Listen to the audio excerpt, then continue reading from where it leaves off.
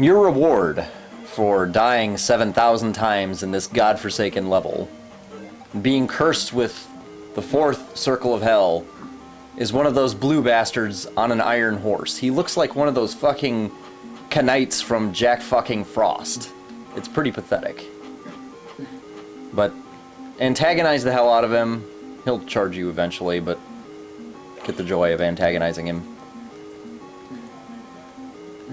And of course, he goes off screen with his horse, so you can't chase him and just pound the shit out of him with your down thrust like you should be able to. And to be honest, you don't really necessarily want to do that. I mean, it's bad enough. It's easy when he's on the horse. Then he gets off the horse and you wonder, wait, why did they have him on the fucking horse in the first place? He's infinitely worse without it. This is the part that you have to bear in mind. Because he's a pussy, because this man was born with a giant cock between his shoulders and an enlarged clitoris between his legs, he will run off the screen doing what he does best, and that is still killing your ass as he does so, without penalty. And you gotta lure him back onto the screen so you can beat his ass. And you're probably not in a position to beat him easily with sword attacks. I didn't level grind. This is a game that doesn't necessarily hurt to level grind in. Final Fantasy, you become godlike. Level grinding takes the challenge out of it. In this game, level grinding evens the playing field. I mean, this guy is a regular enemy. And he is more than capable than the first two bosses. So get your key. Wish that this was the end of the game. Do your duty. Yes, I am bagging the shit out of the screen with my physical self. Because it made me feel better.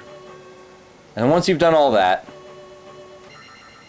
put the rock in the forehead of the statue and resign yourself to the fact that there's like 4 more palaces.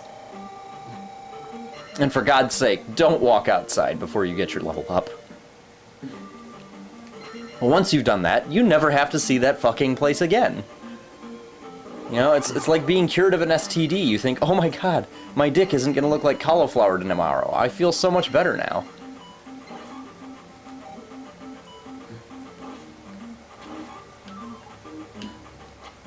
In fact, the next level, if I recall correctly, which is the one, maybe only time you ever see Wizwarbs in this game. Wizrobes, whatever the hell they call them these days. The next level's actually not as bad. In most ways. But that's a little bit off yet. In fact, quite a bit off. There's some more menial shit you can do, and thank God for it. Whether you believe in God, Jesus, Buddha, or some kind of purple elephant, thank that divine being that you never have to go back to level fucking 3. Yes, I wasted all of this shit for no other reason than it amused me. And, of course, to make full use of the heroin bottle. And then afterwards I got fucked. Because I didn't realize there were the little gumdrop guys. Go figure. Just to be hit by them is an offense.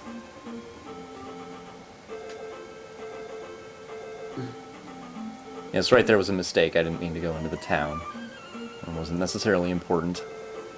Now here is an interesting situation. You can't kill those jumpy dudes. In the original, they were a fantastic way to make quick money. In this one, they're an iron-shod cock. They're a ravenous iron-shod cock. Chasing yours. Chasing what little chode you have available to you. You know, they're the kid in the locker room in high school who makes fun of the size of your member after swimming class. That's what those jumpy dudes are in this game. Somebody at Nintendo realized, oh wait, they sucked asshole in the original. We need to make them harder than an iron knuckle. Which is an exaggeration, but not much. Because at this point, as I said, you can't kill them. They will merrily jump towards you until you die. And that's to say nothing of these eyeball guys who, despite the fact that they're slow and stupid, can kill you if you're not careful. They're very hard-hitting for what they look like. And they don't necessarily have a pattern to when they're vulnerable, when they open that eyeball of theirs, that little creeper eye. And then, I mean, this is a whole new world now. You run into these guys. These guys are kind of an iron knuckle, kind of. They fight the same way, but they have different weapons. This guy has a spear. I don't think that actually does any more or less damage than an iron knuckle sword. But the important thing is that he gives you more experience than his comparable iron knuckle brethren. And the higher levels of them are absolute murder, because they use maces.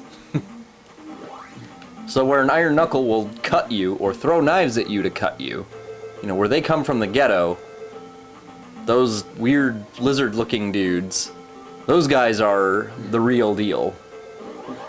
Those guys are like Hell's Angels.